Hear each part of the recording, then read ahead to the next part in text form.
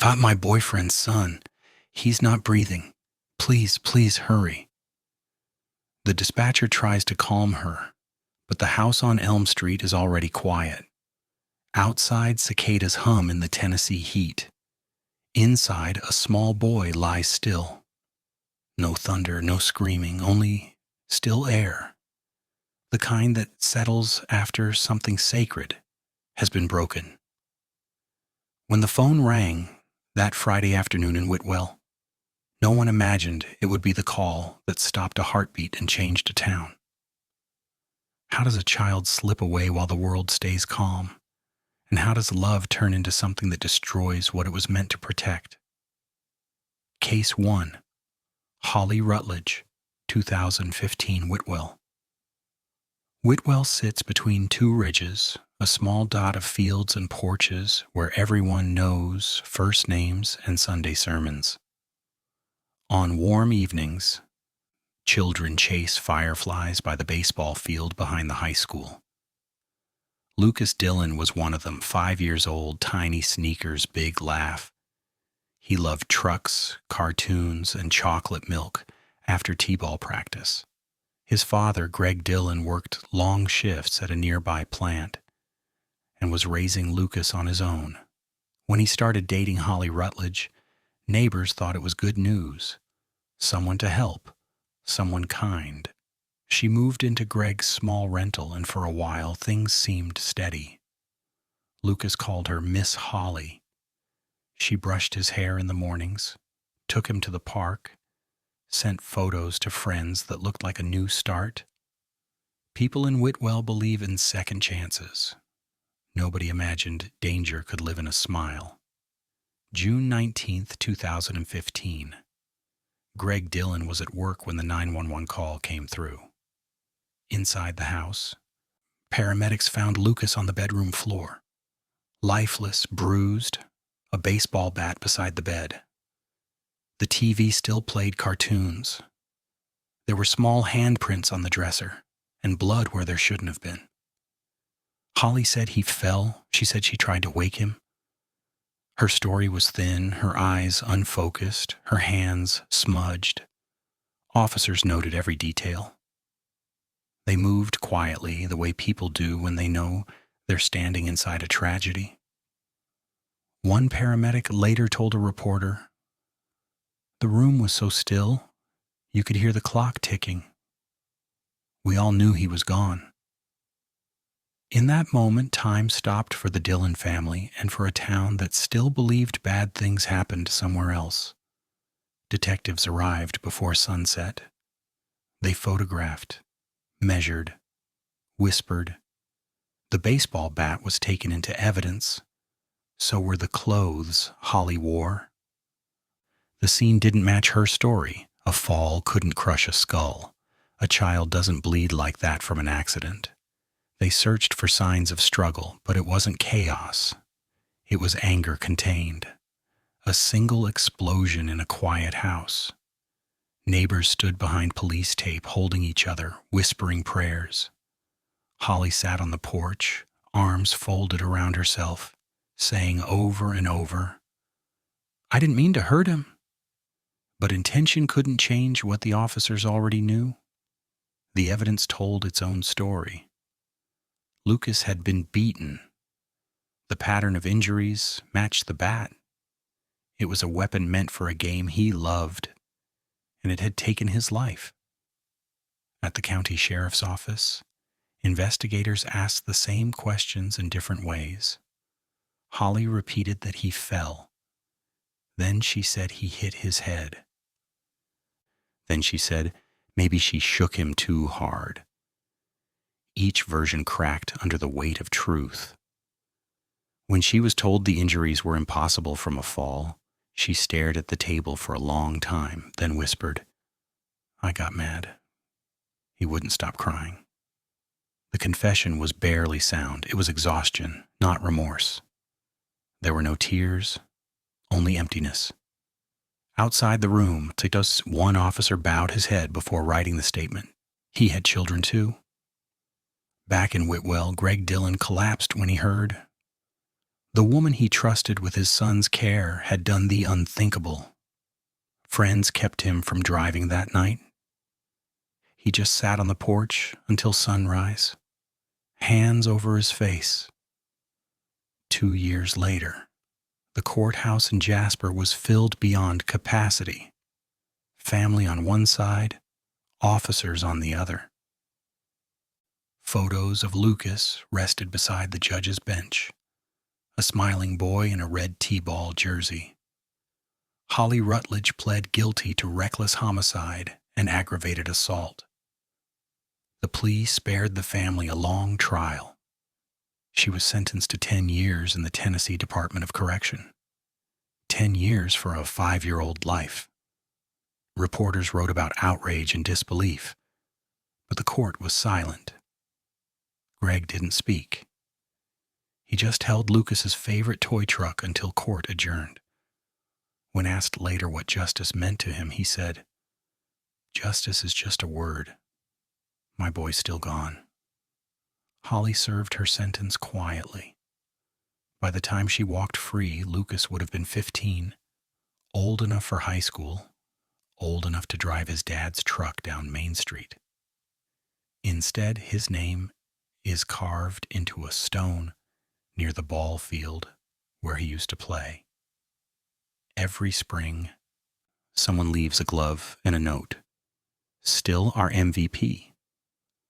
The community still asks how no one saw it coming. How anger could build inside a home that looked ordinary. How a second chance became a child's last day. In small towns, people remember. They speak his name softly after church, when lights dim and voices lower. Lucas's story is the one they tell when someone asks why neighbors check on children, why teachers call twice, why silence never feels safe anymore. Evil doesn't always roar. Sometimes it whispers through excuses and tired voices. Sometimes it looks like a woman who promises to help and ends a life instead. Lucas Dillon's story is more than grief. It's a lesson carved deep into the heart of a small town that trusted too easily. Because awareness saves lives, and love without patience can turn deadly. When you hear a child cry, and something inside you says, "Check, do it," one call can be the difference between tragedy and tomorrow. While Whitwell mourned the boy they lost, another Tennessee town would face its own heartbreak, one where truth hid behind a mother's tears. Case 2. Robin Rebecca Howington, 2019, Knoxville, September 14th, 2019. Evening shadows stretch across Fountain City, Tennessee. The smell of late summer rain still lingers. Then a scream breaks through the quiet. Robin.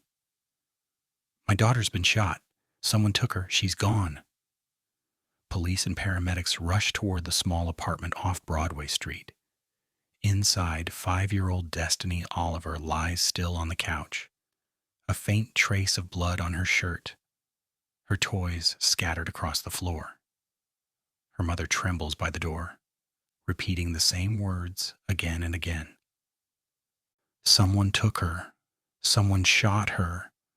But there is no forced entry, no missing child, only confusion and silence that feels heavier with every second. Destiny. Oliver was tiny, bright-eyed, always humming songs from church. Her grandmother called her Sunshine. She loved glitter shoes, peanut butter sandwiches, and stories about angels. People in the neighborhood still remember her running up the sidewalk with her little brother trailing behind. To them, Robin Howington was just another single mom trying to manage 2 kids, bills, and stress. But behind closed doors, things were slipping. Neighbors had heard shouting at night, a toddler crying for hours. The sound of something heavy dropped on the floor. No one called. Everyone told themselves it wasn't their business. That night proved otherwise. Detectives quickly realize Robin's story doesn't fit. The apartment shows no sign of a break-in, the gun is missing, and the bullet's angle suggests the shot came from inside the home. Ballistics reveal the truth. The weapon that killed Destiny was a handgun Robin kept loaded on the coffee table. Her 2-year-old son found it. In one moment of neglect, childhood curiosity turned into tragedy. When questioned, Robin changes her story several times, first blaming an intruder, then Destiny's father, then finally admitting that her toddler pulled the trigger while she was in the kitchen. But it wasn't just the accident that broke the town's heart. It was what she did after. Instead of calling for help, she tried to hide the gun, wipe the table, and delete messages from her phone. For hours, she staged confusion while her daughter lay dying. One investigator later said quietly, "We wanted to believe she panicked." But this went beyond fear. It was deception. In 2024, Knoxville's courthouse fills with reporters and neighbors who still can't understand how something so careless could become so cruel. Family members cry through testimony, describing Robin's lies and her attempts to cover the truth. Surveillance footage shows her driving aimlessly the night of the shooting, phone in hand, searching for what to say before calling 911. When the verdict comes, guilty of reckless homicide, aggravated child neglect, tampering with evidence, and false reporting, the courtroom is silent. Judge Scott Green sentences her to 22 years in prison with a requirement to serve at least 85% before parole. For Destiny's grandmother, the words bring no comfort. She whispers, "Justice is numbers. Love is forever." Destiny's picture still hangs in the hallway of her old preschool. Teachers light a candle each year in September. Her case changed local conversation around gun safety in homes with children. Churches held workshops. Neighbors checked on one another more. Because one small mistake, one moment of carelessness, took away a life that had only begun. Destiny Oliver's name has become a prayer for protection in Knoxville. Her story reminds everyone that safety isn't just about laws, it's about love, attention, and the courage to put away what can harm. Evil isn't always an act of rage. Sometimes it's a moment of neglect and the silence after. But as Knoxville tried to heal, another Tennessee family faced a different kind of loss. One born not from violence, but from addiction.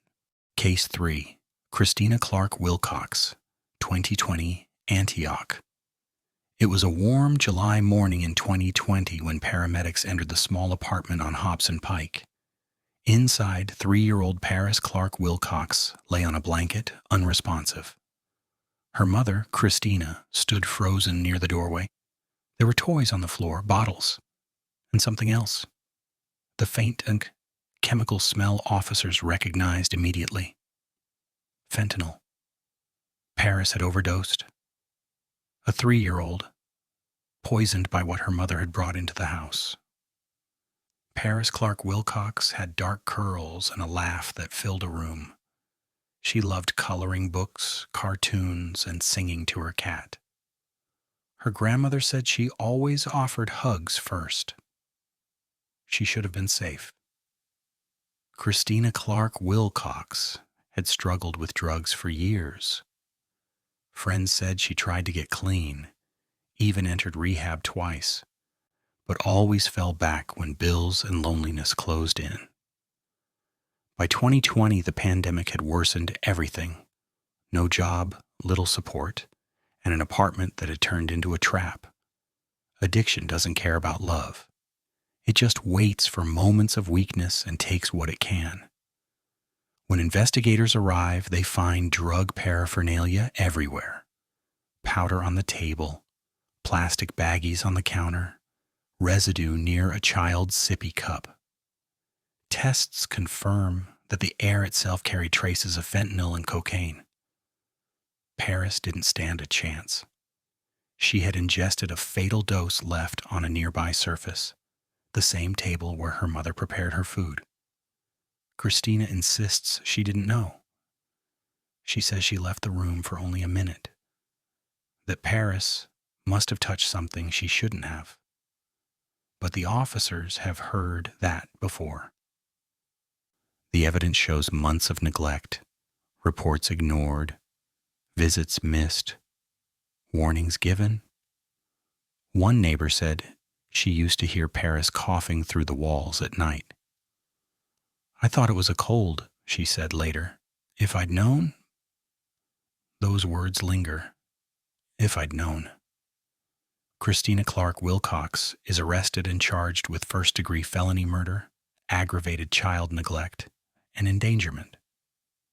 The headlines focus on fentanyl again, a crisis consuming lives far beyond addicts themselves. In 2022, facing overwhelming evidence, Christina accepts a plea to criminally negligent homicide. The murder charge is dropped, but the sentence is 8 years in state prison. The plea spares a trial, but it cannot spare a mother from what she'll face in memory.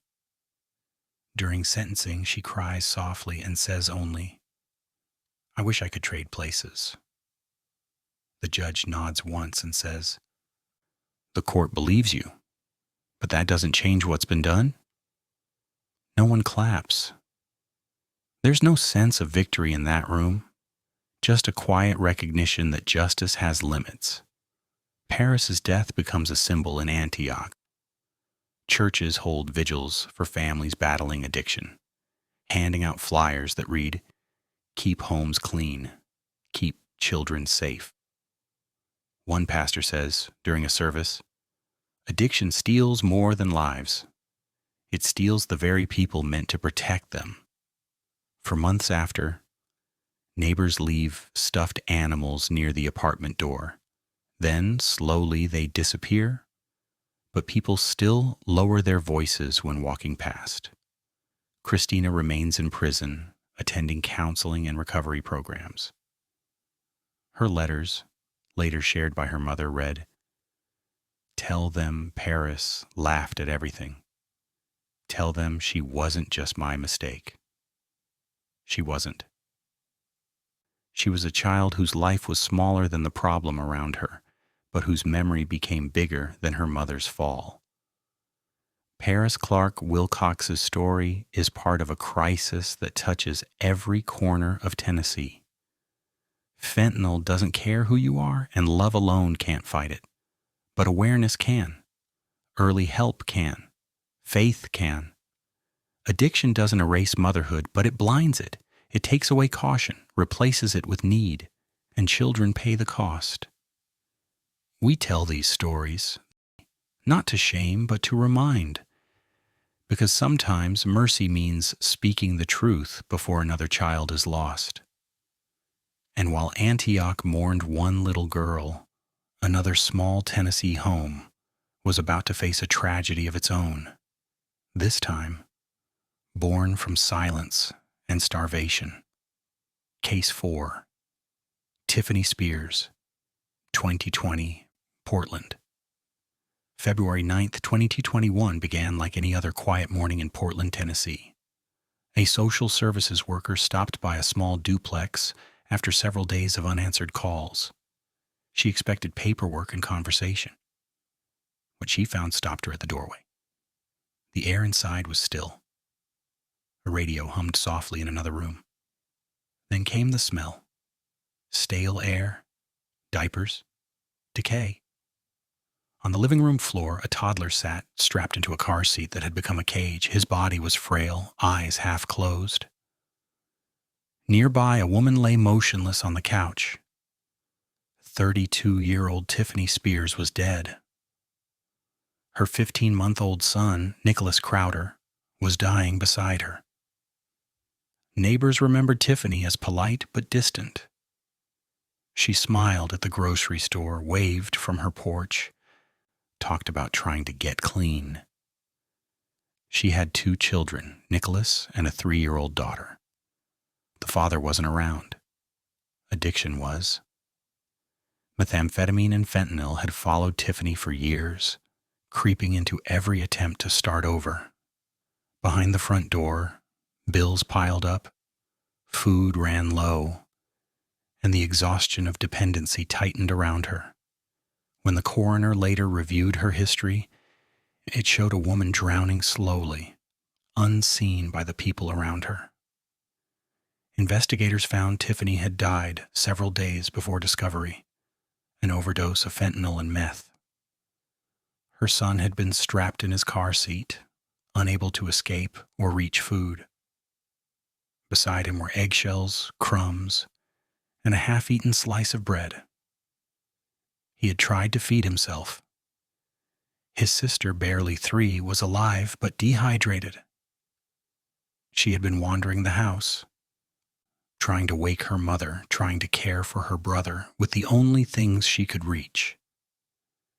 The image haunted first responders for months. A small child caring for another while death settled quietly around them. Autopsy confirmed Nicholas died of starvation and dehydration. His body weighed 12 pounds, the weight of a baby half his age. The case was ruled accidental. Tiffany had died first. There would be no trial, no sentence, only heartbreak and questions that had no answers. Portland is the kind of place where people still leave their doors unlocked. After the discovery, no one did for a while. Churches held vigils. Local radio hosts spoke about addiction, about neighbors needing to notice signs sooner.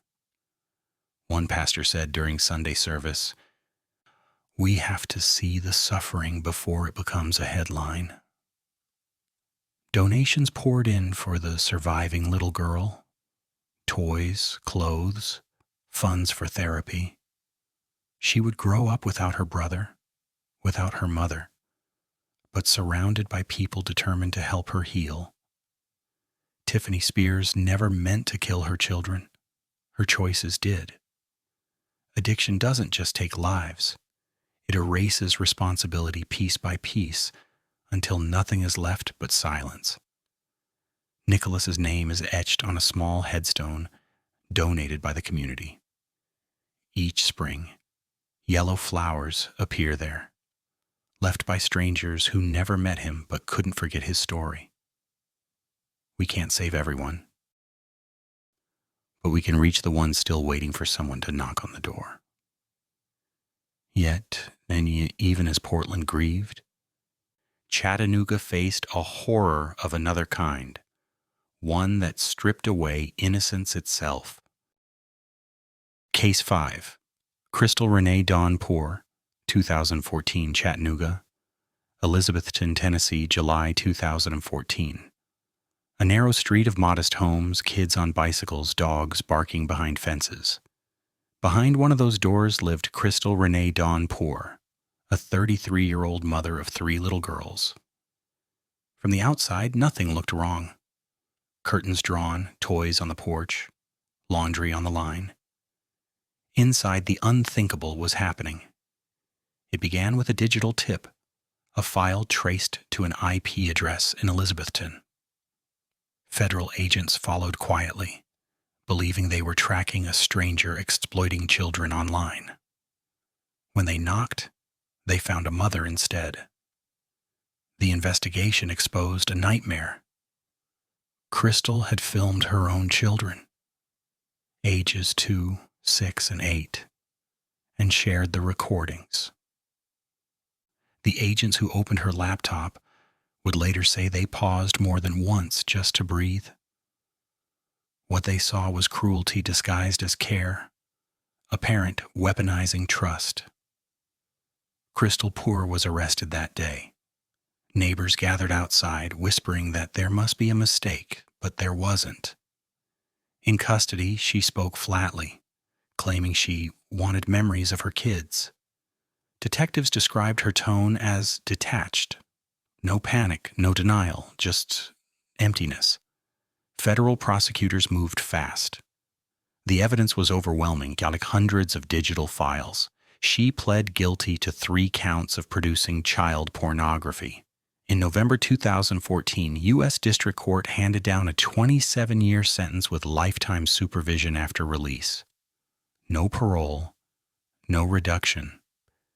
It was one of the harshest penalties ever given for crimes of this nature in the state. The courtroom stayed silent as the judge read the decision. Outside, reporters captured the sound of wind through bare trees. There were no protests, no applause, only relief that the children were safe at last. The girls were placed in long-term therapy and protective care. Officials never released their new names. Crystal's crime changed how Tennessee trained officers to recognize abuse that hides in plain sight. Task forces were expanded. Hotlines increased staffing. Churches held workshops on recognizing signs of manipulation and exploitation. Behind those efforts were the quiet faces of 3 children who lost their childhood but survived.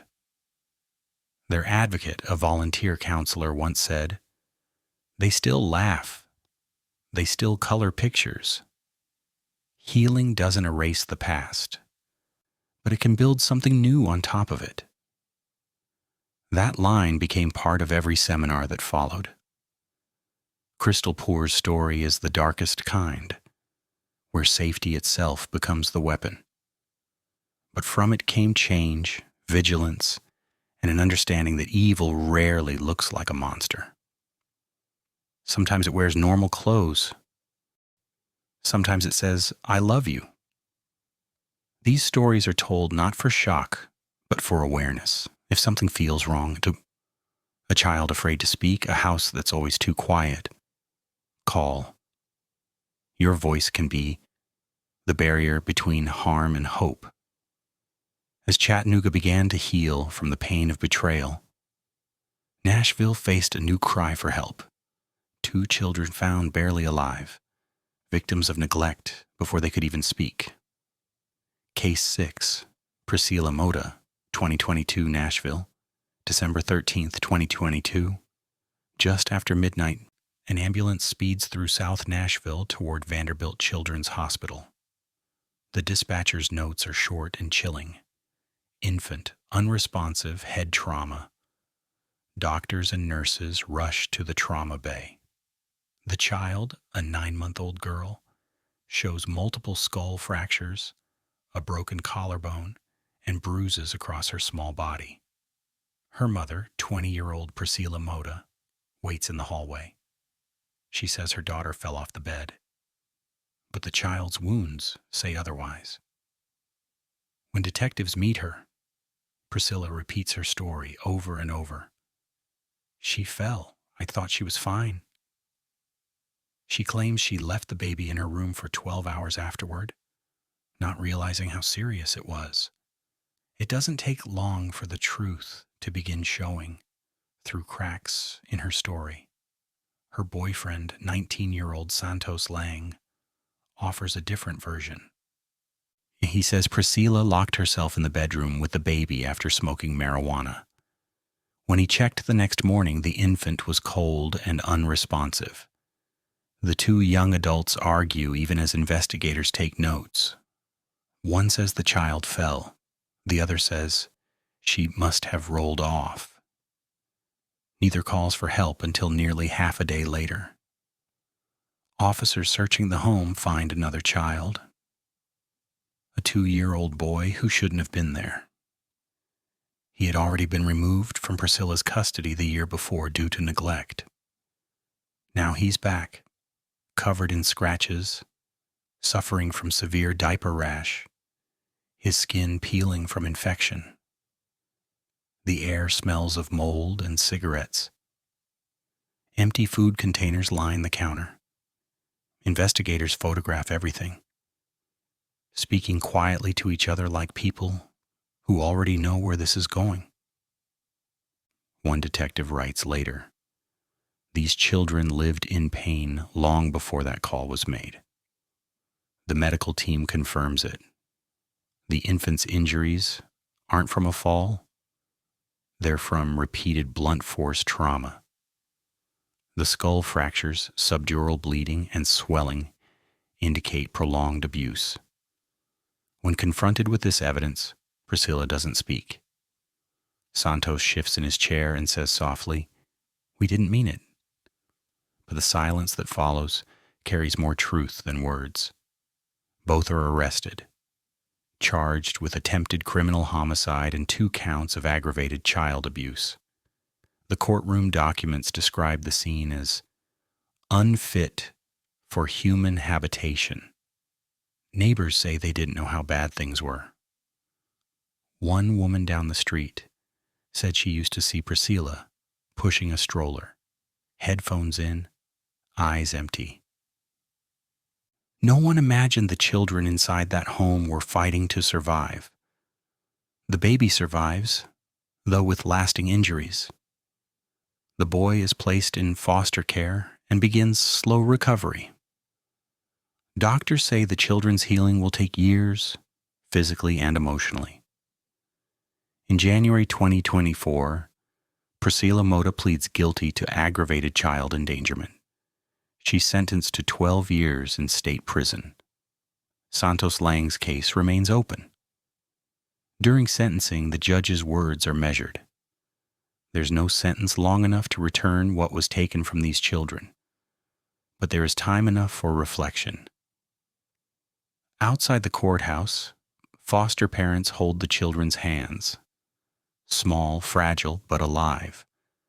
Priscila's story is one of youth turned careless, responsibility lost to selfishness.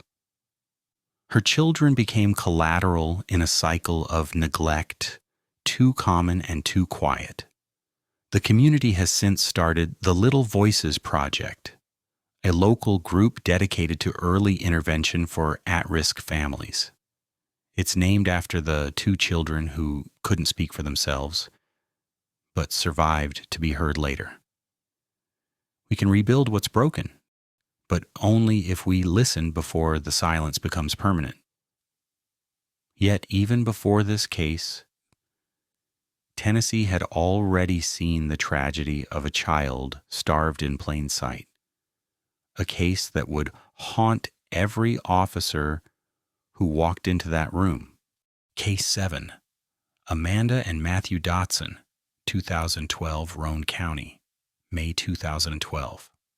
A small trailer home in Roane County becomes the scene of one of Tennessee's most heartbreaking discoveries. 2-year-old Clifford Dotson lies lifeless on a blanket.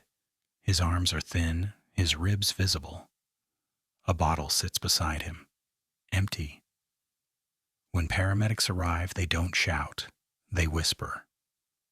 One of them later says, "It was like finding a child who'd already faded from the world before we got there." Amanda and Matthew Dotson lived isolated from neighbors. No one came by. No one asked questions. There was food in the kitchen, but none of it near Clifford. He'd been confined to a car seat for long stretches, sometimes days. The investigation reveals that Clifford was fed maybe once a day. He had sores on his skin, signs of dehydration, and weighed only 12 pounds, the same as a newborn. When questioned, Amanda says quietly, "We tried our best." But her best was neglect that ended in death. Detectives gather evidence piece by piece, empty bottles, rotting food, handwritten lists showing when Clifford was fed. Neighbors say they rarely saw the boy. Sometimes they'd hear crying, but it would stop suddenly, and no one checked. The autopsy confirms the worst. Clifford died from malnutrition and neglect. His organs had begun to shut down days before he passed. Amanda and Matthew are arrested. The trial reveals text messages between them complaining about how much work he was. There is no sign of mental illness, no sudden event. just a slow, knowing refusal to care. The courtroom is still when the jury hears how Clifford spent his final days, tied into a car seat, alone in a dark room. Photos shown in evidence make even officers turn away. Amanda pleads guilty to facilitation of murder and aggravated child neglect, testifying against her husband to avoid a death sentence. Matthew stands trial unrepentant and is convicted of first-degree felony murder. He receives life in prison. Amanda is sentenced to 40 years. During sentencing, the judge says, "You were his mother. You were supposed to keep him safe. Instead, you watched him fade away." Clifford's siblings are removed from the home and placed with relatives. They're still in therapy today, learning to trust again. The family's pastor, who now cares for one of the siblings, once said, "He still asks if it's okay to eat twice in one day." Those words have stayed with every officer who worked the case. A memorial bench was later placed in a Roane County park with Clifford's name engraved. It faces a playground. Children laugh nearby, a sound he never got to grow into. Some tragedies come from violence. Others come from silence, the kind that lasts too long, until a child disappears behind closed doors. The Dotson case forced Tennessee lawmakers to re-examine child welfare visits and mandatory reporting rules. Because Clifford's life, though short, became a turning point for protection laws across the state. Neglect doesn't always look like anger. Sometimes it looks like indifference, and that's just as deadly. And while Roane County mourned one small boy, Nashville would soon confront another mother's secret, a confession that came 10 years too late. Case 8, Zohal Sakwall, 2010-2020, or Nashville, June 2010. A mother calls 911 from a quiet home in East Nashville. Her voice is calm, almost detached. "Zohal, my baby isn't breathing. I think she got caught in her blanket." Paramedics arrive to find 4-month-old Natalie in her crib. Zohal sits nearby, rocking back and forth. She says the baby must have suffocated. The autopsy lists the cause of death as accidental, sudden infant death syndrome. No charges, no questions. The case closes. For 10 years, everyone believes it was just one of those heartbreaking tragedies that happen for reasons no one can explain. But truth, even when buried, doesn't disappear. It waits. January 2020. A Nashville therapist takes a deep breath before calling the police. Her patient has confessed something unthinkable. That patient is Zohal Sakwall. She says she can't live with what she did anymore. 10 years earlier, she didn't lose her child to an accident. She ended her life with her own hands. Detectives reopen the case that same day. They pull the old reports, the photographs, the autopsy. And as they review them, everything that once seemed ordinary now looks wrong. The blanket too neatly folded, the marks on the infant's skin, the inconsistencies in Zohal's statement. When questioned again, Zohal doesn't deny it. She speaks softly, saying, "I felt trapped. I couldn't handle it anymore." She describes using a plastic bag, pressing it over her daughter's face while whispering, "I'm sorry." Then she staged the scene to look like an accident. She told everyone it was Sid's, and for a decade, no one doubted her. Investigators write later that she appeared almost relieved. Not proud, not defensive, just empty. For 10 years, she carried a secret that turned her life into a quiet prison. But confession doesn't erase what was done. It only brings the truth back to light. Zohal is charged with first-degree murder and evidence tampering. The case draws national attention, not for its violence, but for the decade of deceit that hid it. At the preliminary hearing, prosecutors revealed that Zohal admitted her motive was disruption. She said the child made her life harder, that she wanted freedom. The courtroom sits in silence. Natalie's grandparents cry quietly in the back row. They had believed the baby's death was natural, even comforting their daughter for years after. Now their grief returns sharper, heavier. Because this time, it comes with betrayal. As of 2025, Zohal awaits trial still in custody. 10 years of freedom ended the same way her daughter's life had, suddenly and without warning. Natalie's case is a haunting lesson in patience and truth. It shows how long guilt can live and how confession doesn't always bring peace. Neighbors who once brought flowers to Zohal's porch now cross the street.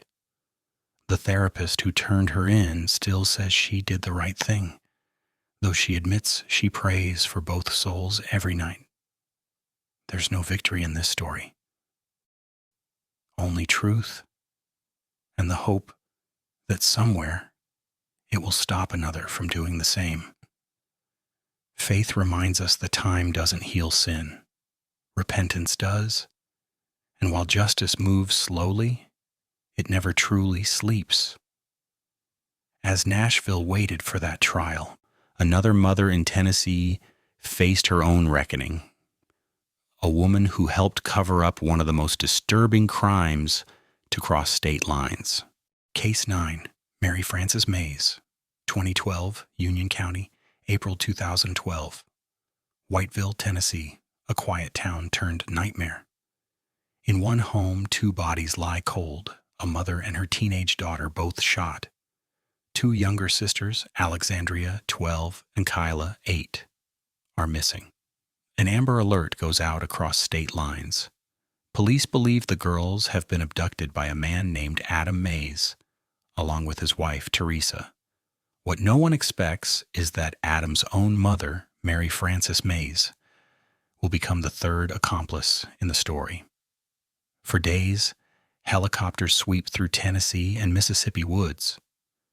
The girls' photos appear on every TV screen. Officers track credit cards, gas station footage, any sign of the suspect's blue Dodge van. Then a break. A neighbor recalls seeing Adam near his mother's property in Guntown, Mississippi. When police arrive, they find a shallow grave behind Mary's house. Inside it are the bodies of Joanne Bain and her daughter Adrienne, the victims of the murders that started it all. The 2 younger girls are discovered alive, terrified, dehydrated, hidden in a small shed. They've been living under blankets and fear for nearly 2 weeks. Mary Frances Mays, 64 years old, is arrested the same night. Officers find her calm, cooperative, and fully aware of what's happened. She tells investigators she was just helping her son, helping him hide bodies, helping him hold 2 kidnapped children. When asked why, she says, "He's my boy. I couldn't turn him in." Her words shake even the most seasoned detectives. A mother's love had turned into blind loyalty, one that cost 2 lives and scarred 2 more forever. Days later, a SWAT team surrounds Adam Mays in a wooded area nearby. He refuses to surrender and takes his own life before capture. The 2 rescued girls are taken to a hospital where nurses describe them as frightened but alive. They cling to each other constantly, whispering in half sentences, afraid they'll be separated again. In interviews years later, Alexandria, now an adult, said, "We still wake up at night hearing footsteps, but we survived. And that's what matters." In 2013, Mary Frances Mays pleads guilty to 2 counts of especially aggravated kidnapping. The court spares her a trial due to her age, but not judgment. She is sentenced to 13 and a half years in prison. During sentencing, the judge says, "Love without conscience is not love. It's destruction." Mary nods, tears rolling down her cheeks. She never sees her grandchildren again. Alexandria and Kyla Bain are adopted by relatives. Therapists say their bond is unbreakable. They refuse to sleep in separate rooms even years later. Their resilience becomes a quiet symbol in Tennessee, proof that even in horror, hope endures. The Bain family establishes a foundation to support missing child alerts and trauma counseling for survivors.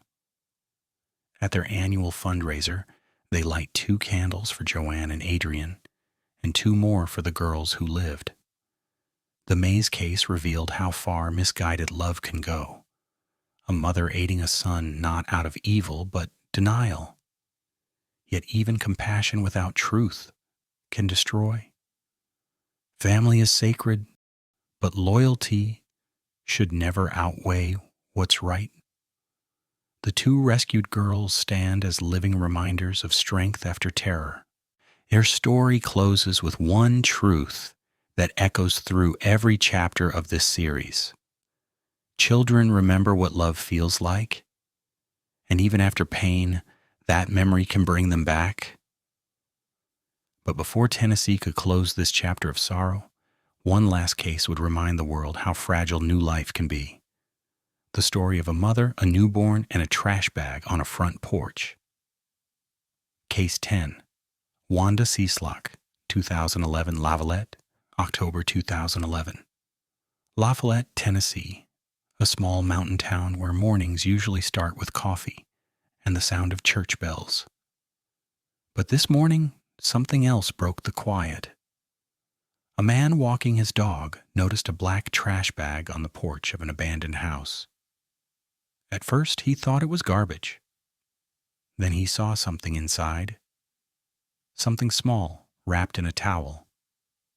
He called 911. When deputies arrived, they opened the bag and found a newborn baby boy. He had been born full-term, healthy, and breathing for a while. News spread quickly. LaFollette isn't large, and everyone knows everyone. Rumors moved faster than official reports. Who would do this? Where was the mother? Later that day, investigators found her. 39-year-old Wanda Cieslak was sitting on the porch of a nearby home, the same one where the baby had been found. She was pale, disoriented, under the influence of drugs. Neighbors said she'd been acting strangely for days, talking to herself, asking for water. When officers questioned her, she said she didn't know anything about a baby. But inside her home, evidence told another story. Blood on the floor, towels in the sink, and a recently used bed. She had given birth alone, and soon after, she had ended the child's life. Wanda had struggled with addiction for years. Her house had once been quarantined as part of a meth lab cleanup. She'd been arrested before for drug possession and child abuse. But this was beyond neglect. For days before giving birth, she'd been using oxycodone and other drugs. When the baby came, she panicked. She told investigators she didn't think it was alive. She wrapped him in a towel, placed him in a trash bag, and left him on a porch nearby, still breathing. By the time he was found, it was too late.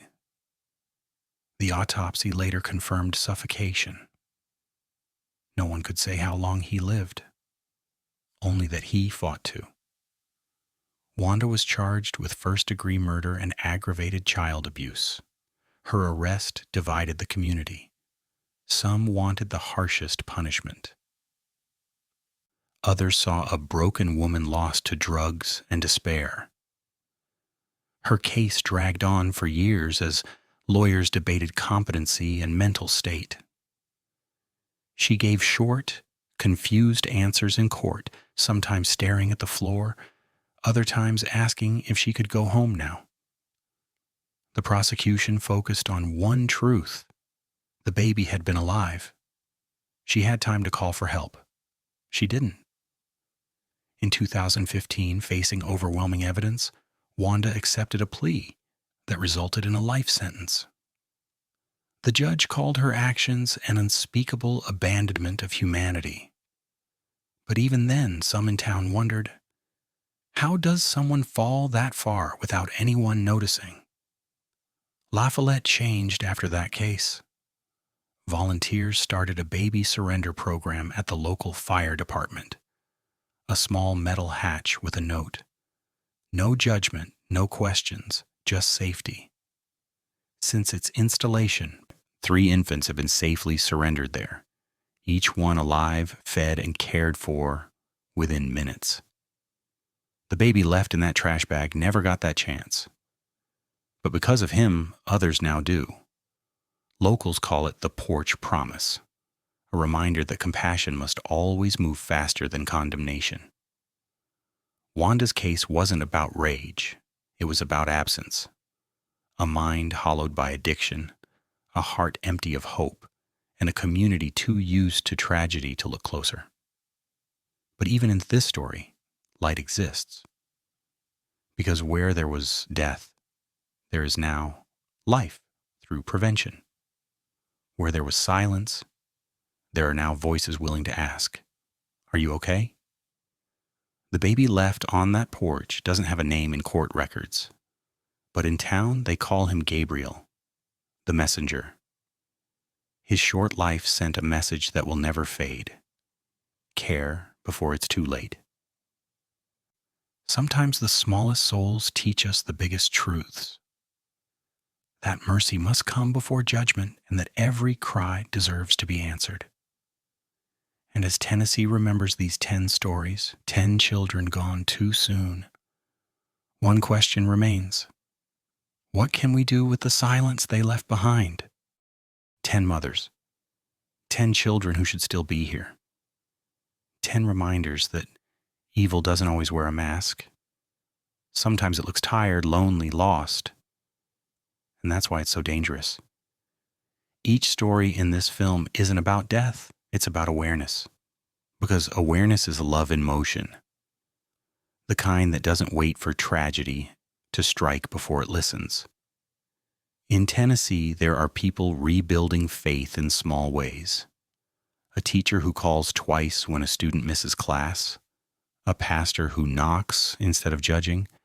A neighbor who chooses to report instead of assume. Those are the heroes hidden between these lines. Every case we've shared carries a quiet question. How many more could we save if we noticed sooner? Let this documentary be more than memory. Let it be a call to look, to care, to speak, even when your voice shakes. Evil is loud, but compassion is louder when we give it a chance. If you know someone struggling with addiction, depression, or the weight of parenting alone, reach out. If you see a child afraid to speak, ask. If you hear silence in a home where laughter should live, listen harder. Because the smallest act of courage, one call, one prayer, one knock on a door, can rewrite an ending before it's too late. 10 mothers, 10 lessons, and 10 children whose stories will not disappear into the dark. For them, for all children still waiting for someone to notice, we keep telling the truth. Because the silence that once hid the pain can also carry the message that saves a life.